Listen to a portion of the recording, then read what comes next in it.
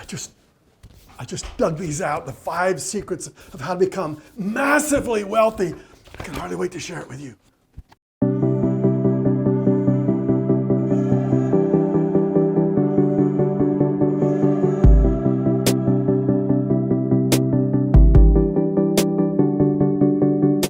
Okay, millionaires and multimillionaires and anybody who's wealthy have these 5 secrets in common. When I use the word secret, you heard that word an awful lot. What I'm really trying to say is that most people don't do these kinds of things because they've not been taught this. When you go to school, what do they teach you? They teach you how to math and how to write and all that kind of stuff, and teach you how to get a job and not how to create wealth. And so they teach you things that are not true about wealth. And so we're going to uncover what you need to think of when you're thinking about your wealth, because you can be wealthy. So this one's kind of an obvious one, that all wealthy people have multiple streams of income. And most people who have jobs, they have one job. Maybe their spouse has another job. They got 2 streams of income, but they got to go to work every day to bring that money back home. And that's not what wealthy people do. They want the money to come to them instead of them going to get the money. So the first decision you got to make is, I need multiple streams of income while I sleep. So the IRS tells us that millionaires have at least 7 streams of income. Do you have 7 streams of income coming into your life? Well, you need to. You need to have real estate. That flows in because millionaires primarily have real estate, don't they? And they have their businesses. For myself, example, I've got royalties. I love the word royalty because royalties flow into my life while I'm sleeping. People invest in the stock market. There are just all kinds of ways, at least 7. And so you got to ask yourself the question, how do I add 7 streams of income to my life? So what did one of the richest men who has ever lived say about wealth? Let's read the quote. If you don't find a way to make money while you sleep, you will work until you die. And you don't want to do that, do you? No, you need multiple streams of income that flow into your life in a passive way. You've heard that word before? Well, most people go to work every day, and that's active. A lot of people have businesses that they run, and they got to be in those businesses. That's active. Passive is when you are sleeping passively. Money is actively flowing into your life while you sleep. You've heard it your entire life, OPM. That means other people's money. But, there's more than just money that you need. You need other people's resources. And what are we talking about? We're talking about their credit, their cash flow, their collateral, their net worth, their connections. There's all kinds of resources that rich people have, and you need to tap into that. Let's read what one of the richest men who has ever lived, Sir Richard Branson, says about that. He says, learn to raise capital by any means necessary. That's your primary job as an entrepreneur. You must continually raise capital from family and friends, banks, suppliers, customers, and investors. And have you read his story? That's exactly how he got started. He started by having an opportunity to buy an island in the Caribbean, which I have seen. It's Necker Island. I have been there. I have been on the island that he bought. And you know how he bought that island? He was given the opportunity to buy it, and he says, there's no way that I can spend, I think it was $5 million to buy it. And he made them an offer of $200,000. And they left him, threw him off the island, and he went back to England. And he contacted the owner of that island. He says, I've got $200,000. Do you want it? And the guy says, no, there's no way. It's way worth more than that. And then a few months later, he needed that money, and he called Sir Richard Branson. It wasn't a sir at that time. He called him back, and he said, I might be willing to take your offer. Unfortunately, Richard Branson didn't have $200,000, but he had OPR. He went to everybody he knew, and he raised the money from all kinds of sources to buy this island that's worth huge amounts of money today, but he did it when he had no money. People think, well, these rich people, they can go buy islands.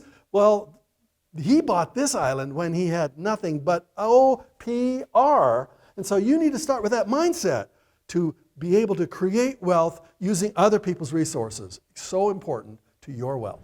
There's a reason that Warren Buffett and Oprah and Bill Gates and almost every billionaire you've ever heard of is so wealthy.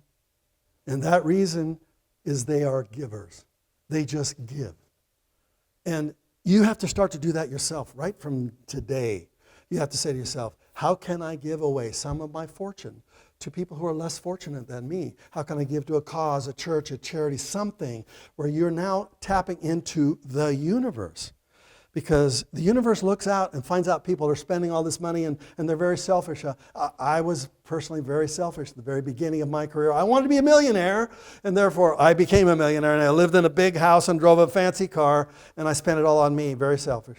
And then I lost it all, and it was very painful, and I began to realize in the aha of what came out of that, as I was literally looking at all the money I'd made and then all the money I'd lost, and I began to realize, I got to be a giver. I've got to give even from when I have nothing. I got to start to give, and I'm going to recommend that to you because you look at the lives of all great wealthy people. They are massive givers. They give away, Buffett gave away half of his fortune, and then now he's given away all of it. The point I'm trying to make is you got to be a giver. You just do. So find something that touches your heart. Right now, make a decision that if you make serious money in real estate investing, you're going to give some of that away as you're sitting at the closing and you're getting a check from that property you just flipped and made, say, $50,000. Then immediately, right off the top, $5,000 goes to whatever church, cause, charity, whatever you are inspired personally to give to. And if you'll do that, watch what will happen. Now, you don't give because you want to get. You give because givers give. They don't expect anything in return. And that's a secret because very few people practice it. And when you do, wealth will start to flow into your life, which is what you want, isn't it? If I were to sit down and interview you personally and ask you a simple question, why haven't you achieved what you've wanted? Well, more than likely I'll find out that you aren't clear about what you want. And secondly, I'll find out that you have some excuses. And the excuses are usually some fears that you have that have held you back. Well, those fears are very, very expensive. And those fears cause you to seize up and to realize that, I don't dare take steps towards the dreams that I've always had for myself, because you need to make sure your dreams are really real and they're clear. And how do you do that? Well, you have to make your dreams more real than your fears. And your fears are real to you. You immediately imagine yourself doing something and imagining the failure that might come or the rejection that might come, the embarrassment that might come. And if you imagine those things, they happen. So you've got to stop thinking that way, and you have to replace those kinds of thoughts with your dream thoughts. You have to be clearly, what do I want? When do I want it? Where do I want it? Why do I want it? Why do you want it? Why do you want to be financially free? When I graduated from college, that was my dream. I wanted to be a millionaire. I just did. And I realized that if I went and got a job and worked at a corporation for the rest of my life, I would never be wealthy the way I wanted to be, and therefore my dream was to be a millionaire. And I looked at it every day for 5 years until I did crack that code and became a millionaire. So you have to make your dreams as clear as they were for me. And if you don't, then you get to live your fears. And those are too expensive to live. You don't want that. Make your dreams more real than your fears. More where you smell it, you taste it, you touch it, you imagine it, you step into it as if you're there doing it. And that energy brings itself from the future to now, makes your day, today, the day of power. Make your dreams today, right now, stronger than your fears right now, and those dreams will start to happen for you.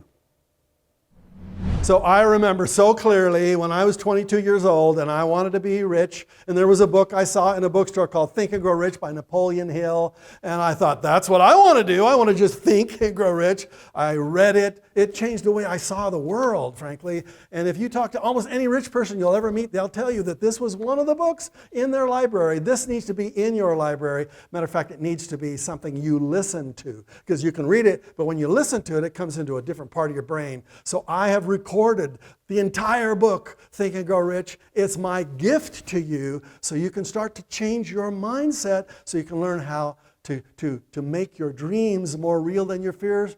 Think and Grow Rich is how you do it. So you need to click on this link and get that book immediately. Thanks for watching. Hi, my name is Robert Allen. I'm your mentor. I want to take you to financial freedom as quickly as possible. So make sure you subscribe and then watch the next video, because there are some more secrets right there. Click on that right now.